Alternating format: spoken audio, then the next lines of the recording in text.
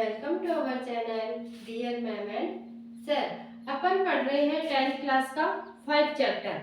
जो नई बुक आई है उसमें ये 5 चैप्टर है और जो पुरानी बुक है उसमें ये 6 चैप्टर है, जैव प्रकरण। इसके अंदर अपन ने पढ़ लिया पोषण क्या होता है, पाचन तंत्र, उत्सर्जन तंत्र और हृदय कैसे क्रिया करता है। जिसने नहीं देखा है वो लास्ट वीडियो में जाके देख सकता है। अब देखो इसमें अपन पढ़ेंगे पादपों के अंदर प्रीवेंट कैसे होता है, क्योंकि अपन ने क्या पढ़ा था कल, मनुष्य के अंदर वहन कैसे होता है, ह्यूमन बीइंग के अंदर वहन कैसे होता है, ब्लड का सर्कुलेटरी सिस्टम अपन ने पढ़ लिया है। जिसको देखना है वो वीडियो के डिस्क्रिप्शन में लिंक दिया हुआ है, आप वहां से देख सकते हैं। देखो पादपों में प्रीवेंट अपने से 10th क्लास में 2 क्वेश्चंस पूछे जाते हैं, एक एक नंबर के बनेंगे कि पादपों में जल का परिवहन किससे होता है। दूसरा क्वेश्चन क्या पूछा जाएगा, भोजन का परिवहन किससे होता है।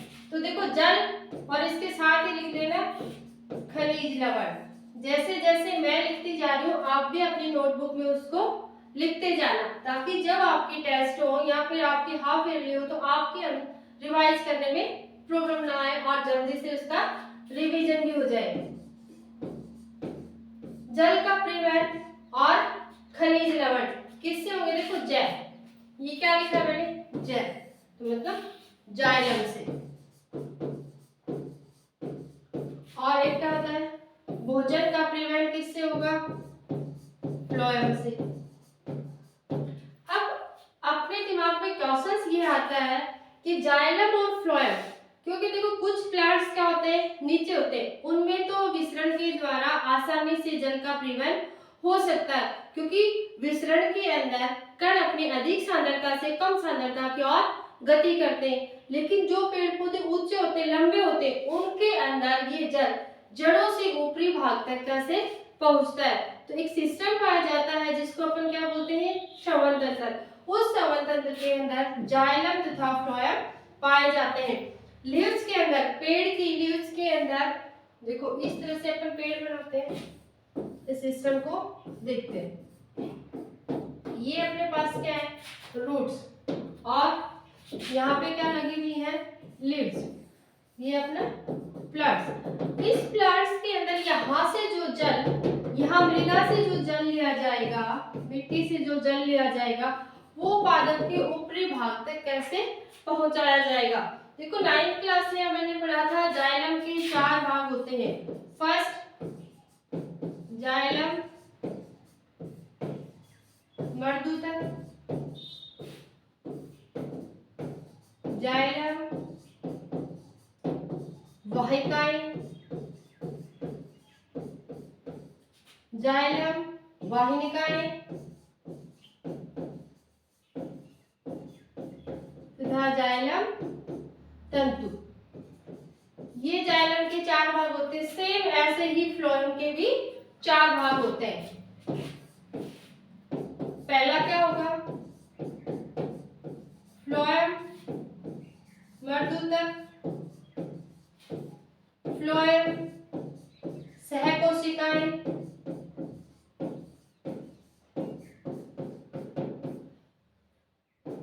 फ्लोएम चालनी नलिकाएं और फ्लोएम रेशे। इस तरह से 4 ही भाग किसके होते हैं, जाइलम के, और 4 ही भाग किसके होते हैं, फ्लोएम के। तो देखो जो जाइलम वाला पार्ट होता है वो मर्दूतक होता है। इसके अंदर बहुत सारे जो सेल्स होते हैं वो डेड होते हैं, इसलिए ये पौधे को यांत्रिक बल देने का काम भी करता है।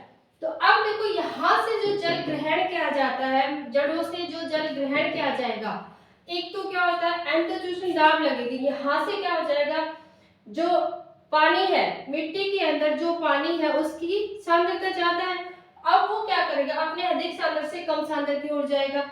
लेकिन जिसकी लंबाई कम होगी, जिसकी ऊंचाई कम होगी, वहां तो वो आसानी से चला जाएगा। लेकिन जिस पेड़ पौधों की लंबाई अधिक होती है, ऊंचाई अधिक होती है, फिर ऊंचाई अधिक होगी तो वहां वो पानी कैसे जाएगा।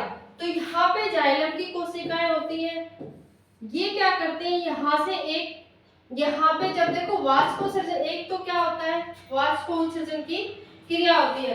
पौधे के अंदर जितना भी एक्स्ट्रा जल होता है, जितना पानी अधिक होता है, वो वाष्पोत्सर्जन के थ्रू बाहर निकाल देता है। सेम ऐसे ही क्या होगा, यहाँ पे एक जोशन दाब उत्पन्न होता है, उस दाब के थ्रू पौधे के सभी भागों में पानी पहुंच जाता है। 10th क्लास में अपने से 2 क्वेश्चन पूछे जाते हैं, आपको ये आने चाहिए। दोनों क्वेश्चन 1-1 नंबर के पूछे जाते हैं। अब देखो यहाँ आपने सनलाइट, इस सनलाइट पौधे के हरे भागों में क्या पाया जाता है, क्लोरोफिल, और ये क्लोरोफिल किस सनलाइट को ट्रैप करता है, सूर्य की प्रकाश को ग्रहण करता है।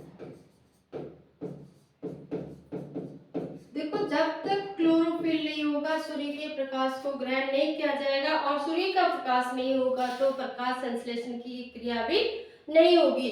दिन में पौधे सूर्य के प्रकाश को और वायु के अंदर जो कार्बन डाइऑक्साइड होती है, जड़ों से जल लेके ग्लूकोज बनाते हैं।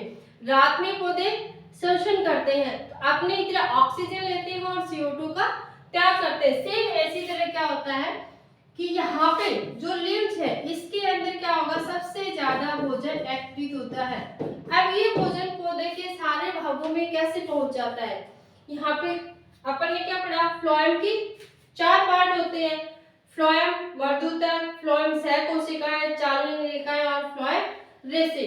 ये क्या करते हैं, यहाँ पे जहां भोजन की मात्रा अधिक है, वो अपने अधिक से कम, और मैंने क्या बताया, अधिक सांद्रता से कम सांद्रता की ओर मूवमेंट करता है। तो इसी तरह किसके थ्रू जाएंगे, ये फ्लोएम के थ्रू, फ्लोएम के द्वारा पौधे के सभी भागों में भोजन को विस्तृत किया जाता है, भोजन को वितरित किया जाता है। आई होप आप लोगों को समझ में आया होगा। देखो सूर्य का प्रकाश, और नीचे से अपन क्या लेते हैं, 12 CO2 6 CO2 प्लस 12 H2, अपने पास क्या बनेगा, C6H12 और 6 क्या बनता है, ग्लूकोज। अब देखो 2 क्वेश्चन मैंने पहले भी करवाया था आपको, अगर अपने से क्वेश्चन में क्या पूछा जाता है, और इससे ऑक्सीजन निष्कासित होती है, वो ऑक्सीजन अपने एनवायरनमेंट में जाती है, जो अपन सांस लेने के काम में लेते हैं। देखो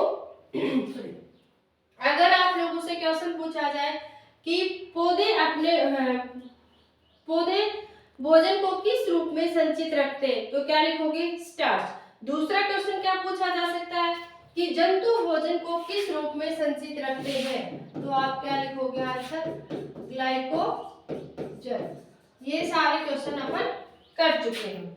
अब देखो अपन एनसीईआरटी की लाइन टू लाइन रीड करते हैं, जितना भी और एक्स्ट्रा होता है उसको भी ऐड करते हैं। एनसीईआरटी की अपन हर एक लाइन को पढ़ेंगे। देखो पादप शरीर के निर्माण के लिए आवश्यक कच्ची सामग्री अलग से प्राप्त की जाती है। आवश्यक कच्ची सामग्री कौन सी होती है, CO2 और H2। पौधे के लिए नाइट्रोजन, फास्फोरस तथा दूसरे खनिज लवणों के लिए मृदा निकटतम ताप प्रचुरता स्रोत होती है। कि अगर देखो पौधे की जड़ें कहाँ होती हैं, इस तरह से फैली रहती है, वो कहाँ होगी, मिट्टी के अंदर ही होती है। तो नाइट्रोजन, फास्फोरस, सल्फर, ये सब क्या होते हैं, पोषक तत्व होते हैं, जो एक पौधे के उगने के लिए, पौधे को वृद्धि करने के लिए आवश्यक होते हैं। तो सबसे अच्छा स्रोत क्या होगा, मिट्टी से, क्योंकि मिट्टी के अंदर सारे पोषक तत्व होते हैं। अपन खाद डालते हैं ना, सरसों गेहूं बोते, उनके अंदर भी खाद डालते हैं, क्योंकि अगर मिट्टी के अंदर पोषक तत्वों की कमी होगी तो ना पौधा ग्रोथ करेगा और ना फिर फसल ग्रोथ कर पाती है। इसलिए मिट्टी के अंदर जितने भी खनिज लवण होते हैं, पोषक तत्व होते हैं, वो प्रचुर मात्रा में होते हैं। और पौधे या फसलों के लिए सबसे अधिक मात्रा के अंदर जो स्रोत होता है, जो खनिज लवण लेने का स्रोत होता है, वो कौन होता है, मृदा। इसलिए इन पदार्थों का अवशोषण जड़ों द्वारा जो मृदा के संपर्क में रहते हैं उनसे किया जाता है। यदि मृदा के संपर्क में रहने वाले अंगों में तथा क्लोरोफिल युक्त अंगों में क्लोरोफिल क्या करेगा, सूर्य के प्रकाश को ग्रहण करता है जिससे प्रकाश संश्लेषण की क्रिया होती है। अगर उनके अंदर दूरी बहुत कम है तो ऊर्जा व कच्ची सामग्री पौधे के सभी भागों में आसानी से विस्तृत हो जाती है। लेकिन सोचो अगर दूरी ज्यादा होगी तो पौधे के सभी भागों में विस्तृत नहीं हो सकती। उसके लिए हमें एक संवहन तंत्र चाहिए जिसके अंदर जाइलम तथा फ्लोएम होते हैं। तो खनिज लवण तथा जल को ले जाने का काम कौन करेगा, जाइलम। आपको कंफ्यूज नहीं होना है, जाइलम का फर्स्ट लेटर क्या है, जल। ये किसको लेके जाएगा, जल तथा खनिज लवण। और फ्लोएम भोजन को वितरित करता है। तो दूरियां बढ़ जाते हैं। पत्तियों में कच्ची सामग्री तथा जड़ों में ऊर्जा उपलब्ध कराने के लिए विसरण प्रक्रम पर्याप्त नहीं होता। विसरण प्रक्रम कौन सा होता है, विसरण के अंदर कोई भी कण अपनी अधिक सांद्रता से कम सांद्रता की ओर वितरित होते हैं। जैसे कि अपन को अगरबत्ती की स्मेल आती है या फिर किसी ने परफ्यूम लगा रखा तो उसकी स्मेल भी किसके थ्रू आती है, विसरण के थ्रू। क्योंकि विसरण एक ऐसी क्रिया है जिसके अंदर जो कण होते हैं वो अधिक सांद्रता से कम सांद्रता की ओर वितरित होते हैं, फैल जाते हैं, जिसकी स्मेल अपने नाकों तक आती है। विभिन्न शरीर अभिकल्पना के लिए ऊर्जा की आवश्यकता भिन्न भिन्न होती है। पादप प्रचलन नहीं करते, चल फिर नहीं सकते। पादप शरीर का एक बड़ा अनुपात अनेक ऊतकों में मर्द कोशिकाओं का बना होता है। मर्द कोशिकाओं किसका बना होगा, जाइलम का, जो पौधे को यांत्रिक शक्ति देने का काम भी करते हैं। इसके परिणाम स्वरूप पादपों को कम ऊर्जा की आवश्यकता होती है। क्योंकि देखो जो हम लोग हैं, ह्यूमन बीइंग है, उनका जो शरीर होता है वो लिविंग कोशिकाओं का होता है। अपने अंदर कोशिकाएं वर्क करते रहते हैं। इसके अंदर कुछ कोशिकाएं क्या है, इनको चलना फिरना नहीं पड़ता, एक ही जगह खड़े रहते हैं, इसलिए इनको कम ऊर्जा की आवश्यकता होती है। जो जीव जंतु वर्कआउट करते हैं उनको अधिक ऊर्जा की आवश्यकता होती है तथा वे अपेक्षाकृत धीमे वहन तंत्र प्रणाली का उपयोग कर सकते हैं। जिन दूरियों पर परिवहन तंत्र का प्रचलन कर रहे हैं, लंबे वृक्षों में वो बहुत अधिक हो सकते हैं। पादप वहन तंत्र पत्तियों से भंडारित ऊर्जा युक्त पदार्थ तथा जड़ों से कच्ची सामग्री का वहन करेगा। इसके लिए देखो अपने पास दो संवहन तंत्र होता है और उसके अंदर क्या पाए जाएंगे, जाइलम तथा फ्लोएम। जाइलम जो मृदा से प्राप्त जल और खनिज लवणों का वहन करता है। ये इंपॉर्टेंट क्वेश्चन है, आप लोग इसके नीचे अगर आपके पास बुक है तो वहां पे हाइलाइटर से इसको हाईलाइट कर लो या फिर अपनी नोटबुक में इसको डाल लो। दूसरा फ्लोएम, ये क्वेश्चन बनते हैं यहाँ से, पत्तियों से जहां प्रकाश संश्लेषण के उत्पाद संश्लेषित होते हैं पौधे के अन्य भागों तक वहन करता है। फ्लोएम क्या करेगा, भोजन को वितरित करेगा, क्योंकि प्रकाश संश्लेषण की क्रिया के द्वारा पत्तियों के अंदर भोजन उत्पादित होता है और ग्लूकोज बनता है, ऑक्सीजन निष्कासित होती है, तो वो पौधे के अंदर सभी भागों में वितरित किए जाते हैं। अब देखो जल का परिवहन कैसे किया जाता है। जल का परिवहन अपन ने पढ़ लिया। जाइलम ऊतकों में जड़ों, तनों और पत्तियों की वाहिनिकाएं तथा वाहिकाएं आपस में जुड़कर जल संवहन वाहिकाओं का एक संजाल बनाती है। ये सारे भाग इसके हैं, जाइलम वाहिनिकाएं और जाइलम वाहिकाएं, जाइलम मर्दूतक और जाइलम प्रेसिड, ये अपन ने पढ़ा, जो पादप के सभी भागों से संबंधित होते हैं। जड़ों की कोशिकाएं मृदा के संपर्क में तथा वे सक्रिय रूप से आयन प्राप्त करती हैं और यह जड़ और मृदा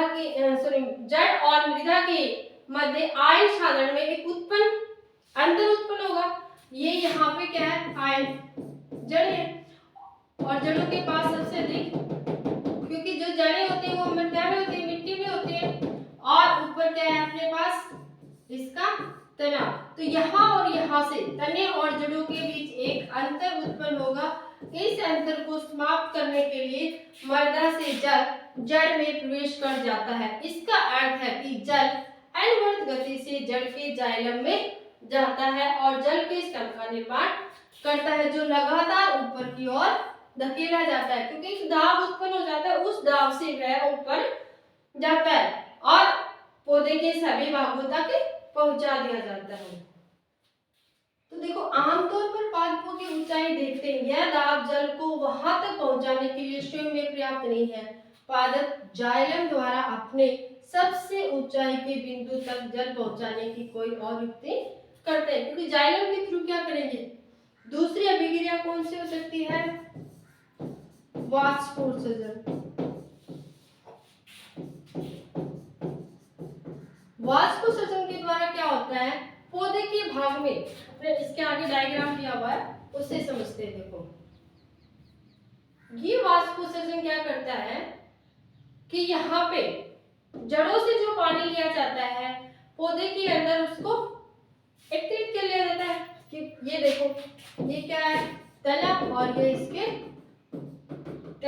जहाँ पे यहाँ पे जड़ों से जो पानी लिया जा रहा है, ये ब्लैक ब्लैक जो एरो दिखा रखी है, ये क्या दिखा रही है कि जल का एक स्तंभ बना हुआ है और पौधे के ऊपरी भागों तक जाता है। तो यहाँ से जब जल का वाष्प बन के जल उड़ता है, नीचे से क्या होगा, ऊपर अगर वाष्प बन के उड़ रहा है तो नीचे से उसकी और दाब लगेगी, जिससे जल ऊपरी भागों तक चला जाता है। आप देखते हो ना गर्मियों के अंदर तो क्या होता है, गर्मी ज्यादा होती है क्योंकि जल पौधे के तापमान को बनाए रखने में सहायक होता है। गर्मियों में ये क्रिया होती रहती है। सर्दियों में आप देखना जब जल की कम जरूरत होती है, पानी की जरूरत कम होती है, तो आप देखते हो ना छोटी छोटी बूंदे इस तरह से आपको पत्तियों पे दिखाई देंगी, वो क्या होता है, एक तरह से वाष्पोत्सर्जन की बूंदे ही होती हैं, क्योंकि पानी उस टाइम वाष्प बन के नहीं उड़ता है, और वो वाष्प बन के नहीं उड़ेगा तो छोटी छोटी बूंदे बना लेता है, जिसको अपन औस बोलते हैं ना कि औस आ रखी है। क्योंकि पानी अगर वाष्प बन के पर्यावरण में चला जाता तो अपने को दिखाई नहीं देता, लेकिन सर्दियों में पानी की वाष्प नहीं बन पाता है और वो छोटी छोटी बूंदों के रूप में हमें दिखाई देता है।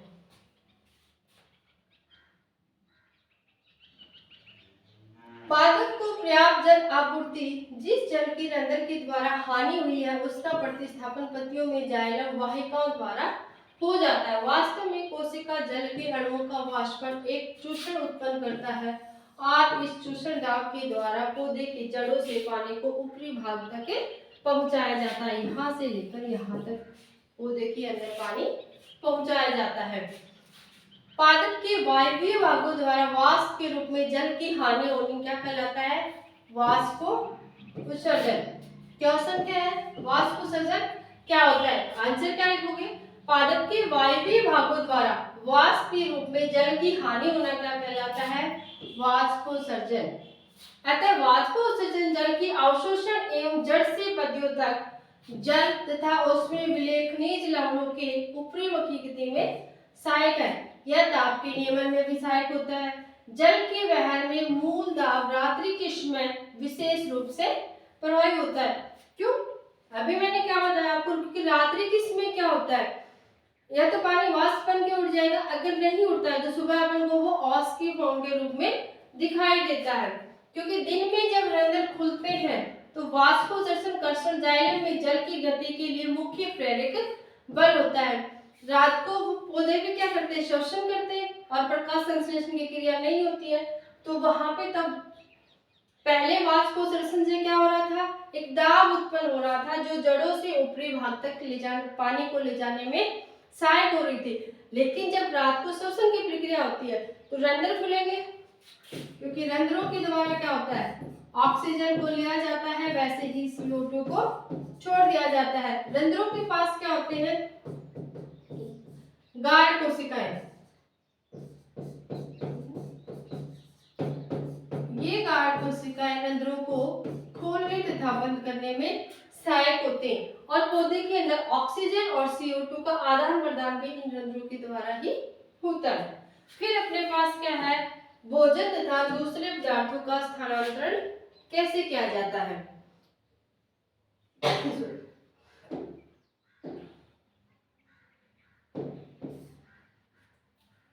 पादप में जल और खनिज लवणों की चर्चा निकल ली कि पादप के अंदर जल और खनिज लवण जाइलम के द्वारा वितरित किए जाते हैं। सेम वैसे ही प्रकाश संश्लेषण से जो पत्तियों में भोजन बनता है उसका स्थानांतरण प्रकाश संश्लेषण के विलेय उत्पादों का वहन स्थानांतरण कहलाता है और ये संवहन ऊतक के फ्लोएम नामक भाग द्वारा होता है।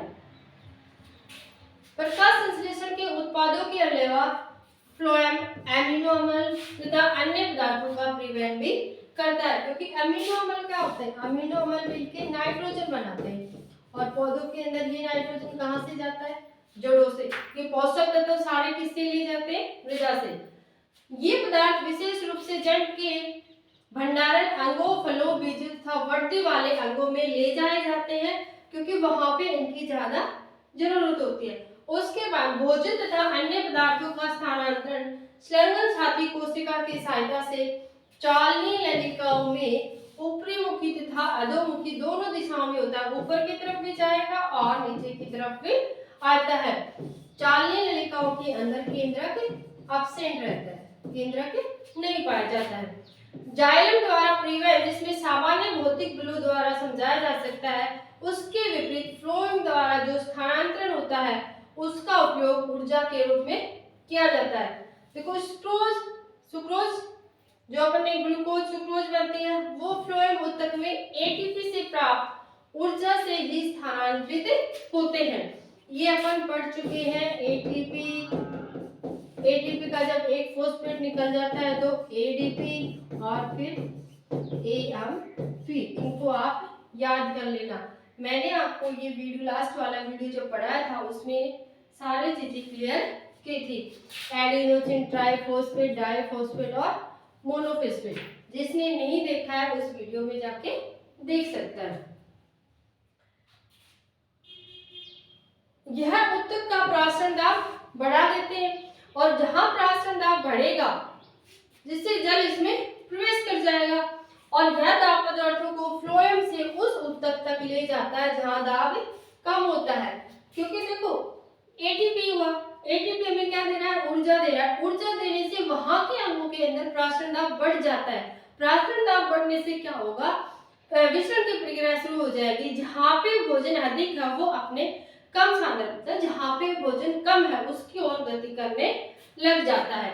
तो यह दाब पदार्थों को फ्लोएम से उस ऊतक तक ले जाता है जहां पे दाब कम होता है। यह फ्लोएम को पादप की आवश्यकता के अनुसार पदार्थों का स्थानांतरण कराता है। उदाहरण के लिए बसंत में जड़ व तने के ऊतकों में भंडारित श्रृंखला का स्थानांतरण कलिकाओं में होता है, जिसे वृद्धि के लिए, क्योंकि बसंत ऋतु के अंदर क्या होते हैं, फूल खिलते हैं सबसे ज्यादा, तो उनको सबसे ज्यादा एनर्जी चाहिए। तो जो भंडारण उसकी जड़ों में था या फिर उनके तनों में था वो कहाँ पे ले जाया जाएगा, कलियों में, ताकि वहां पे उसकी एनर्जी को काम में लिया जा सके। क्योंकि वहां पे जो कली खिलेगी तो उनको अधिक ऊर्जा की आवश्यकता होती है, इसलिए भोजन को स्थानांतरित वहां कर दिया जाता है। तो मेनली देखो यहाँ से आप लोगों को समझ आया होगा। यहाँ से अपने पास 10th क्लास में 2 ही क्वेश्चन बनेंगे कि जल तथा खनिज लवण का संग्रहण किससे किया जाता है। दूसरा क्वेश्चन क्या बनेगा, भोजन तथा एमिनो अम्ल का स्थानांतरण पौधे के किस भाग से किया जाता है। तो जाइलम और फ्लोएम, जाइलम से जल तथा खनिज लवण का और फ्लोएम से भोजन तथा एमिनो अम्ल को स्थानांतरित किया जाता है। ये क्वेश्चन आप लिखते जाना साथ साथ, क्योंकि ये क्वेश्चन आपके पूछे जाएंगे। देखो हम रेट इसीलिए लगा रहे हैं ताकि जितने भी जो क्वेश्चंस बचते हैं अपने वो अपन साथ साथ कर ले। अब दो मानव के अंदर वहन तंत्र के घटक कौन कौन से हैं और इन घटकों के क्या कार्य हैं। तो अपने घटक क्या था, रक्त, प्लाज्मा और लसिका। रक्त का वहन क्या, हृदय रक्त का वहन क्या होता है, रक्त के अंदर आरबीसी, डब्ल्यूबीसी और एक सबसे आरबीसी के अंदर क्या पाया जाता है, हीमोग्लोबिन। ये हीमोग्लोबिन ऑक्सीजन के साथ बंधुता रखता है और शरीर के सभी भागों में पहुंचाता है। प्लाज्मा के अंदर कुछ प्रोटीन्स के मॉलिक्यूल्स होते हैं, या प्लाज्मा भी एक लिक्विड पार्ट होता है, इसके अंदर 92% पानी पाया जाता है। लसिका क्या होती है, ये भी सेम रक्त तथा प्लाज्मा की तरह ही तरल ऊतक होता है, जो वसाएं अपने रक्त परिवहन नहीं कर सकता, उन छोटे छोटे वसाओं को छोटे छोटे गोलिकाओं में तोड़ता है और उसका प्रोटीन तथा जो फैट्स बच जाते हैं, फैट्स के जो अणु बच जाते हैं जिसका परिवहन रक्त नहीं कर सकता, उसका कौन करेगा? लसीका। तो ये आप लोगों को लिखने हैं। स्तनधारी तथा पक्षियों में ऑक्सीजनित तथा विऑक्सीजनित रुधिर को अलग करना क्यों आवश्यक है? क्योंकि देखो स्तनधारी और पक्षी क्या होते हैं? वार्म ब्लडेड जीव होते हैं। एक होते हैं शीत शीत रक्त वाले और एक होते हैं गर्म रक्त वाले। तो जो स्तनधारी होते हैं, स्तनधारी कौन होते हैं? जो अपने बच्चों को दूध पिलाते हैं। मानव में चाहे वो लड़के हो लड़की, सब किस में आते हैं? स्तनधारी के अंदर। तो जो स्तनधारी होते हैं या जो पक्षी होते हैं उनके अंदर ऑक्सीजन तथा विऑक्सीजनित रुधिर को अलग करना क्यों आवश्यक है? क्योंकि दोनों ही क्या है? वार्म ब्लडेड है। और अगर इनका ब्लड ऑक्सीजन और विऑक्सीजन इकट्ठा हो जाएगा तो अपने शरीर के अंदर ऑटोमेटिकली जहर उत्पन्न होना शुरू हो जाएगा, इसलिए इसको अलग अलग करना जरूरी है। उच्च संगठित पादप में वहन तंत्र के घटक क्या है? जाइलम तथा फ्लोएम। फिर अपन को चारों पार्ट लिखने हैं इनके और उनका एक्सप्लेनेशन देना है, उनको पूरी तरह से लिखना है कि उच्च संगठित पादप में वहन तंत्र क्या क्या पाए जाते हैं। जाइलम के अंदर 4 पार्ट पाए जाते हैं, जाइलम वाहिनिकाएं, वाहिकाएं, मर्दूतक और तंतु। ये चारों पार्ट लिखने हैं। ये जड़ों से लेकर ऊपर तक पानी पहुंचाते हैं, ये सारा उसके अंदर अपने को लिखना है। पादप में जल और खनिज लवण का वहन कैसे होता है? किसके द्वारा होगा? जाइलम के द्वारा। ये जड़ों से पानी लेते हैं तथा जाइलम का एक चूसण दाब के द्वारा ऊपर तक पानी को पहुंचाते हैं। पादप में भोजन का स्थानांतरण कैसे होता है? पादप के अंदर कौन करता है? पहले तो ये बताओ। फ्लोएम। फ्लोएम के भी कितने भाग होते हैं? 4। तो फ्लोएम के चारों भाग क्या करते हैं कि जहां पे पौधे का एक प्राशन दाब उत्पन्न होगा, उस दाब से पौधे के अंदर जहां कम दाब होगा वहां पे भोजन स्थानांतरित हो जाता है। क्योंकि फ्लोएम के अंदर भी सह कोशिकाएं, चालनी नलिकाएं, फ्लोएम मर्दूतक और फ्लोएम रेशे पाए जाते हैं। तो सह कोशिकाओं के द्वारा वहां पे क्या कर लिया जाएगा? जहां पे भोजन की मात्रा अधिक है वहां एक दाब उत्पन्न किया जाता है और उस दाब की वजह से जहां भोजन की मात्रा कम है वहां भोजन को स्थानांतरित कर दिया जाता है। इस तरह से पादप के अंदर भोजन का स्थानांतरण होता है। अब अपना लास्ट टॉपिक क्या बचा है इस चैप्टर का? उत्सर्जन तंत्र। अपन इसमें क्या क्या पढ़ चुके? मानव में पोषण कैसे होता है? स्वयं पोषी, परपोषी या विषम पोषी पोषण अपन ने पढ़ा। उसके बाद अपन ने पाचन तंत्र पढ़ा, वहन पढ़ा, श्वसन तंत्र पढ़ा और अपना लास्ट टॉपिक क्या बचा है? उत्सर्जन। अब देखो उत्सर्जन होता क्या है ये आपको पता होना चाहिए। जब भी अपने शरीर के अंदर वर्ज्य पदार्थ बन जाते हैं उन वर्ज्य पदार्थों को अपने शरीर से बाहर निकालना क्या कहलाता है? उत्सर्जन। जैसे सबसे पहला उत्सर्जन तंत्र कौन सा होता है अपना? अपन इस चैप्टर में किसका उत्सर्जन पढ़ेंगे? मानव का। किडनी जो यूरिन को बनाने का काम करते हैं। लेकिन आपने देखा है गर्मियों के अंदर अपने अंदर जो पसीना आता है तो सबसे पहला जो उत्सर्जन अंग हो जाएगा वो अपने क्या है? त्वचा। क्योंकि त्वचा से भी क्या होता है? उत्सर्जन होता है जो पसीने की फॉर्म में होता है। आप देखते हो ना व्हाइट व्हाइट नाक के ऊपर सीबम सा लग जाता है, तैलीय जो होता है उसको अपन क्या बोलते हैं? सीबम। अपने फेफड़ों से भी उत्सर्जन होता है। फेफड़ों से उत्सर्जन कैसे होता है? जैसे आप सर्दियों में ऐसे भाप लेते हैं, वो क्या हो गया? उत्सर्जन। बलगम बनता है उसको अपन बाहर फेंकते हैं, वो भी क्या है? इस तरह का। अपने शरीर के अंदर जितने वर्ज्य पदार्थ है उनको अपने शरीर से बाहर निकालना ही क्या कहलाता है? उत्सर्जन। चाहे वो अपन पसीने की फॉर्म में निकाल रहे हैं, सीबम की फॉर्म में निकाल रहे हैं, यूरिन की फॉर्म मतलब पेशाब की फॉर्म, मूत्र की फॉर्म में निकाल रहे हैं, तो वो सारा अपना क्या है? उत्सर्जन। ये उत्सर्जन कैसे होता है? देखो जीव प्रकाश संश्लेषण तथा श्वसन में जनित वर्ज्य गैसों को हम कैसे छुटकारा पा सकते हैं? उपापचय क्रियाएं कौन सी होती है?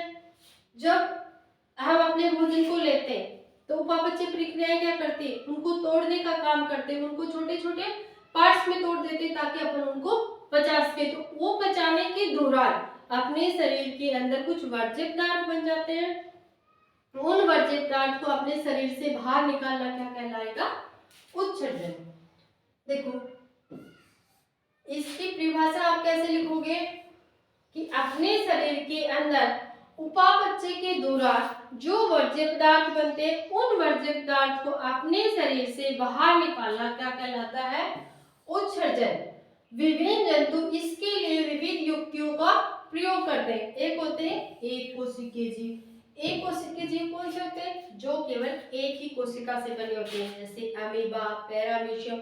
तो वो क्या करते हैं, अपनी जो सेल मेम्ब्रेन होती है उसी से उत्सर्जन कर लेते हैं, उसी से पोषण कर लेते हैं, उसी से श्वसन कर लेते हैं, क्योंकि उनकी जो सेल मेम्ब्रेन होती है, कोशिका झिल्ली होती है, वो पर्यावरण के आपस में संपर्क में रहती है और उनके अंदर एक ही कोशिका से सारे काम हो जाते हैं। लेकिन अपन जो मानव होते हैं, जो जीव जंतु होते हैं, उनके अंदर उत्सर्जन, श्वसन, प्रजनन तंत्र सब अलग अलग पाए जाते हैं, क्योंकि हम कैसे हैं?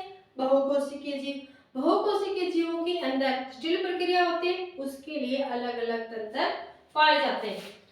तो सबसे पहले देखो अपने अंदर क्या है,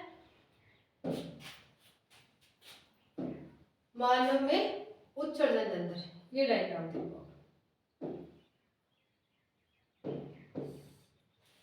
ये बायां वक्र और देखो जैसे अपन इधर दायां और इधर बायां, अपनी रीढ़ की हड्डी के पास दो वक्र पाए जाते हैं। यहाँ दाईं तरफ देखो, फिर इसके ऊपर क्या होता है, इस तरह से लीवर होता है और लीवर के ऊपर होने से ये थोड़ा सा दब गया है, तो ये थोड़ा सा नीचे की तरफ होता है और जो बायां वक्र होता है वो थोड़ा सा ऊपर की तरफ होता है।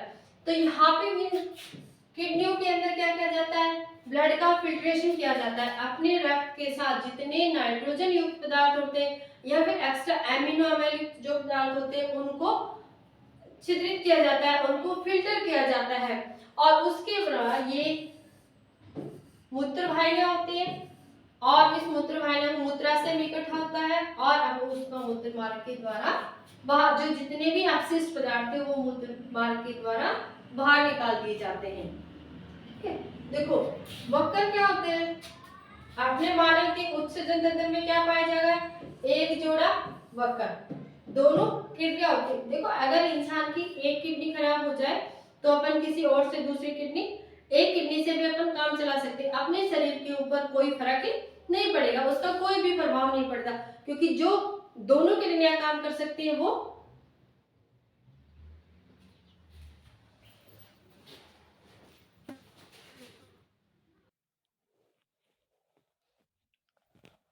वो एक किडनी भी कर सकती है। Okay, thank you.